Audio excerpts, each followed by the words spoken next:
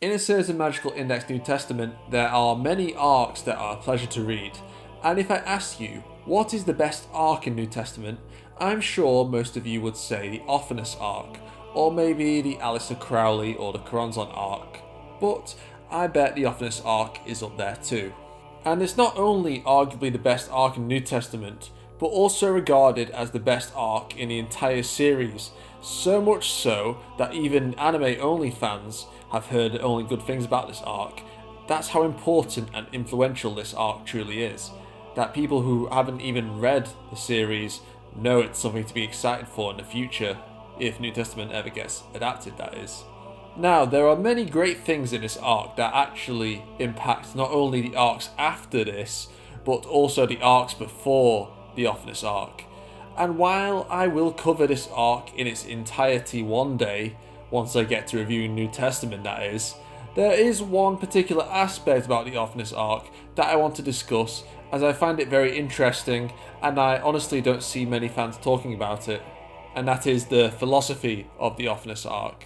Specifically, in New Testament 9, which is one of my favourite volumes of all time, covers many moral dilemmas within the story, which makes the volume very thought-provoking, thanks to the writing of Kamachi Kazuma.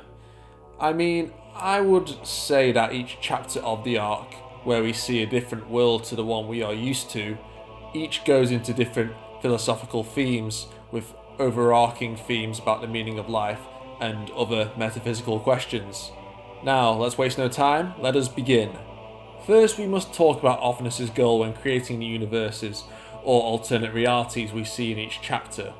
She states her goal is to break Toma mentally, and each world she creates is geared towards convincing Toma that his life is worthless. Therefore, each alternate reality changes the perspective of people, or she alters the history or events of that world that has changed from the world the audience is familiar with and the one Toma has lived in so far until now. It is also important to establish what Toma's meaning in life actually is. After the Index arc, the very first volume of the series, Toma lost nearly all his memories and forgot who he once was, causing a crisis of identity. Toma quickly found purpose thanks to Index, who saw Toma as a hero who saved her, and Toma did not wish to trample on what she perceived to be Kamijo Toma. Therefore, he accepted that his identity and purpose would be to help and save others no matter what the cost. Because Toma had no internal focus or goal due to losing his memories, he prioritizes the external rather than helping himself or pursuing selfish needs and desires. Simply, he wishes to benefit others rather than benefiting himself. Whether it is saving innocent people from being killed, saving villains from an ideology of the ends justify the means, forms of consequentialism as seen in villains such as Aureolus and Fiamma, or simply helping others in basic needs such as giving Index food, security and shelter in his own home. Undoubtedly, depending on the perspective of the individual, Toma's methods may not be objectively good, as the villains would argue that their methods could be objectively good. Therefore, Toma would be trying to prevent good by stopping them. What is important is Toma is aiming to pursue objective good in the world by benefiting those around him, and he believes himself to be objectively good in his actions, which makes his ideology very self-righteous in nature. Self-righteousness is also a very common attribute shared by Toma and many of his villains, which makes many ideological battles appear morally grey in nature. Indeed, one could argue that Kamijo Toma could be a villain, having prevented so many opportunities that could have potentially benefited society or the world at large. For example, Toma not giving Imagine Breaker to Aqua to prevent World War III, Toma stopping Oriana with the Cross of St. Peter to create a unified world, etc. And that brings me onto the first world we see in New Testament 9, and no, I'm not including the Black Void at the very beginning. The Alpha Phase. In this world, Kamijo Toma is perceived as a villain by the entire world, who all wish to hunt him down and even kill him. Othinus did this by changing a simple point of view, by altering the perspective of the entire world's population. As I mentioned earlier, Toma could be seen as someone preventing good in the world by fighting against those who he disagrees with. Toma uses violence to get what he wants, and even influenced major political events and wars due to his methods, which is why his actions against others have so much impact. And it is true that some people may see Toma using violence as an immoral method to solve problems. While it is true that Toma is a pacifist, he is not an absolute pacifist or a non-violent pacifist like Gandhi was. While this violent method was used to save others and stop what Toma saw as bad things from happening, as Othinus said, people only saw the positive aspects of Toma's actions, when easily his actions could be seen as perhaps wrong. For example, the Roman Catholic Church certainly saw Toma as a threat to them and their methods to pursue peace in the world, to the extent that the Pope called for Toma's head in secret. So it's not as far-fetched as it initially seems. As if everyone thought similarly to the Roman Catholic Church before World War III, Toma would indeed be seen as the villain of the entire world. Toma being the villain of the entire world is quite ironic, as after this volume, he does become that for a brief moment in time during New Testament 10, so perhaps it is subtle foreshadowing by Kamachi. The Alpha World acts as a test by Othinus. It is the first world devised to torment Toma, so its purpose is to see how he reacts to the first scenario in order to break him further. The story of the Alpha World heavily reflects the book of Job in the Old Testament of the Bible. Job is a successful man and loyal to God. Satan sees this and makes a bet with God. If that Job's life is ruined, he will no longer have his faith in God, and God actually accepts this bet. As a result, Job loses all his possessions, and his friends and family turn into his adversaries. He is no longer seen as a hero by society, but a villain. This is very similar to what we see in Index with Othinus acting as God and the devil in the Bible, and Toma being the human who is deprived of everything. But instead of testing Toma's faith in God, like with Job, it's testing Toma's faith in his own identity and purpose. This is not enough to break Toma, as even if his friends and family turn against him in this world, he is still motivated to save them by convincing them he is a good person. And then we get the next world, the beta phase. In this world, Toma is replaced by another person, also named Kamijo Toma, who basically has filled in Toma's shoes. He's basically took over his life. The original Toma does not exist at all in this world, and while watching these events occur, he's unable to interact with this world. This is an attempt by Othinus to prove that people only like Toma for the good he causes in the world, and that they don't like him for who he actually is, only for his actions. And as Toma created his own identity for who Kamijo Toma is after he lost his memories, in essence, anyone can be Kamijo Toma if they did the same. Toma is merely someone with a fake identity who is nothing special or genuine, therefore he can be replaced easily. The self never stays the same. We constantly change throughout our lives from being a baby to an old person. Well, if you're lucky enough to live that long, that is. This is known as the persistence question, where we debate if a past or future self is the same person as you are now. Both the physical body and the mind evolves over the course of time, so how can we consider to be the same person as we were 10 years ago? Is there a way to truly prove we are the same as the baby in the photograph? The same applies for Toma, but on a greater level. While we as people have memories of what life was 10 years ago, Toma has nothing. He has no recollection of who he once was, and now is a completely new person. If anyone can be Kamijo Toma, then he is not a physical being, only a metaphysical identity that anyone can decide to become. John Locke's memory criterion argued against the conventional arguments at the time that the soul determines if the person is the same throughout their lifetime, but Locke argued it was in fact memory that determined this instead. Personal identity is a matter of psychological continuity. We are only the same person if we are conscious of our past and future thoughts as we are in the present. Of course, no one is aware of their future thoughts, so we cannot be the same person in the future. But this further resonates with Toma, as he cannot even remember his past, meaning, according to Locke, Toma truly is not the same person as he was before his memories were wiped. However, Locke would also argue that the present original Toma is indeed the true Toma, thanks to the analogy of the prince and the cobbler. A prince's soul and consciousness is transferred to the body of a cobbler, and still considers himself to be the prince, similar in the way that the original Toma has now been replaced by someone else in a different body, who identifies himself to be Toma. The original Toma still considers himself to be Toma, due to his consciousness, despite the fact his physical presence in the world has been entirely replaced. One could argue that this is why the beta world does not break Toma. It is not enough to convince him that his life is meaningless.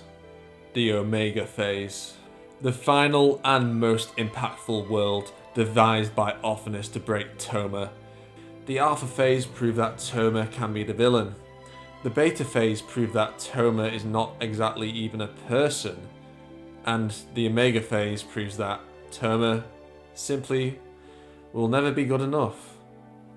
It's reminiscent of Charles Dickens' A Christmas Carol, where three ghosts visit Scrooge, and each one of them shows him a different part of himself, the past, present and future, and it is the third world, or set of visions, that is the one that makes Scrooge snap. And it is similar here in Index, where the third world is the one that makes Toma snap, both in the worst possible way and the best possible way. In this phase or world, Othinus creates a utopian world. All the people Toma has met in his life are all happy, living peacefully, and are alive and well. There is no suffering and pain. Everyone in the world was saved by Othinus in an instant. Unlike the beta phase, Toma can actually interact with others in this world. However, this is also a world where he never existed either. Index no longer recognises him, but she is happy playing football with Kanzaki in style. As Othinus saved everyone and made everyone happy, Index's memories were never erased, so she is close friends with Style and Kanzaki like they were in the past. Accelerator never murdered the Misaka clones, and they are happy living together in peace. Frenda, Kamaba and Terror of the Left never died, the ones who were never saved by Toma as he failed to be there to prevent it. Toma's purpose of his new identity was to save those around him, but without anyone to save, what is the point of his life? Toma devoted everything to this philosophy of wanting to save others, that he never prioritized his own satisfaction. Othinus did what he could never do, in an instant. They don't remember him, but they are happy without him. The happiest they have ever been in their lives. Toma concludes, his life has no longer any purpose. To trample upon this happiness and ruin what Othinus created would go against his beliefs. By prioritizing all his efforts towards helping others, Toma forgot something important: to be selfish. Being selfish is often seen as a negative quality to have, as it implies you only think about yourself, when it is better to help others. But it is important to balance things in life. If you are too selfish, then no one will appreciate you. But if you are too selfless, you end up neglecting your own personal needs and desires, and end up unhappy as a result. Toma is a very selfless person on an almost obsessive level. While Toma is shown to be the hero in a certain magical index, who always does good things and helps people, he is ultimately a flawed person as a result. If everyone is happy around him, then it doesn't matter if he is unhappy. If everyone is happy, then he is no longer needed in the world.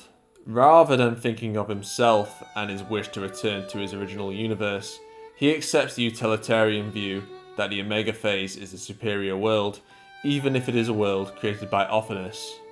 Utilitarianism is the concept of the greatest pleasure for the greatest number. put into writing by minds such as Jeremy Bentham and John Stuart Mill, as the entire world except for Tome is now happy as opposed to the old world full of death and war. Tome believes that the new world is superior. Tome is the sole minority to the perfect world, but it doesn't matter as 6 billion people are benefiting compared to just one boy. That is Tome's way of thinking. But is the Omega world truly perfect? Or is its perfection the reason why it is imperfect? That's an oxymoron, I know, but allow me to explain. The Omega world is seemingly a world without death, pain and suffering, but that is the reason why it is so flawed. As the philosopher Richard Swinburne explained, a world in which God decides to completely remove evil and bring about a world where everyone is happy without suffering, it is no more than a toy world. What he means by this is that it is a fake world where choices do not matter. Othinus is obviously God in this scenario. I mean, she is a magic god. She made everyone happy in the world, but now the people of the world have no dreams or goals. As if they are happy, then they have already achieved these goals. They don't have to work towards anything. The meaning of life becomes redundant, as there is no suffering to balance the happiness. They have no free will, as if humans have free will, then they will become independent to make their own decisions, and that includes hurting others. The people of the world are nothing more than fake toys for Othinus. There is no value in the Omega phase.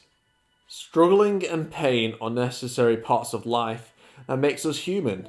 Deprive us of that, then we are truly toys.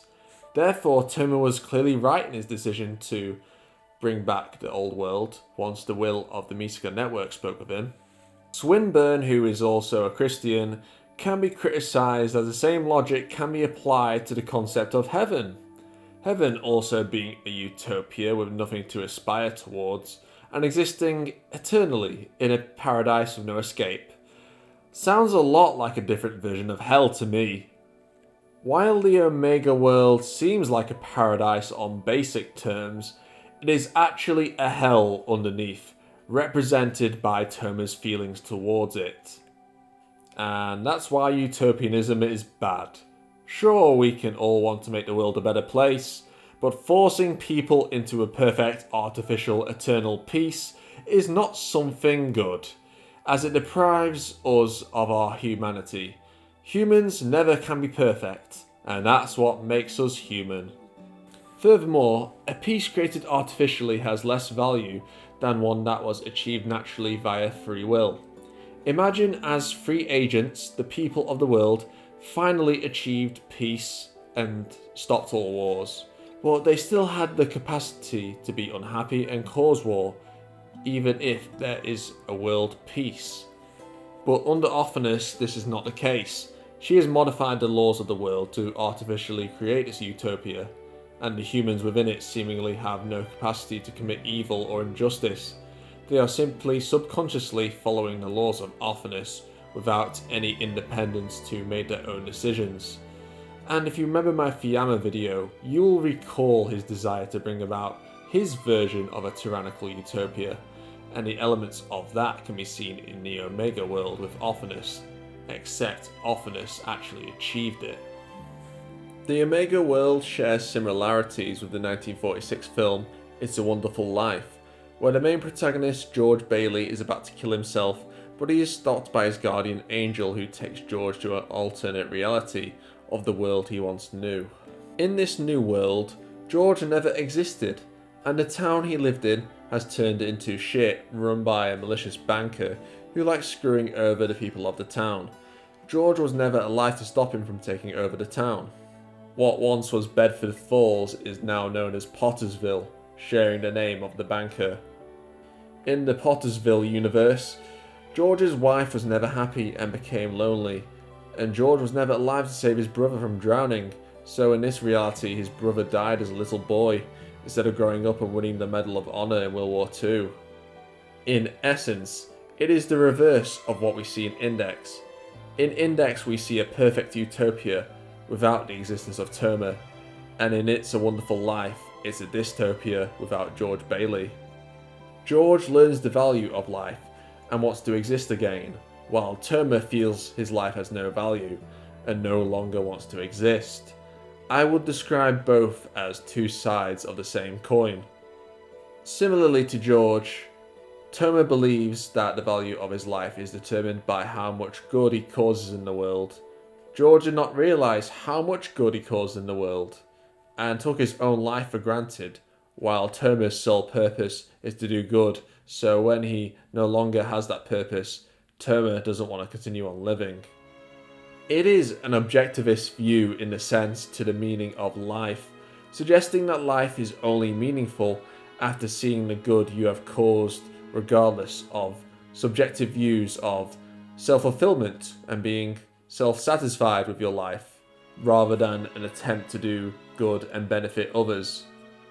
But in the case of Toma, his self-fulfillment is causing good by helping others, while George has a more self-centered goal of wanting to explore the world but never actually managed to do it. Interestingly, Aaron Smuts, who wrote about It's a Wonderful Life and the philosophy, stated that if George was given a trip to a happier world than the one he lived in, it would do the opposite to the dystopia of Pottersville, masking the good that George is responsible for and highlighting the bad things he may have done in his life, meaning that George will not see the value in his life. This is the case with Toma. He was taken to a happier world which made him forget all the good things he had done in his life, and made him feel he was not good enough to live in such a world. The Omega world crushed Toma's belief in himself and will to live, but then he was willing to sacrifice the entire world's happiness for his own.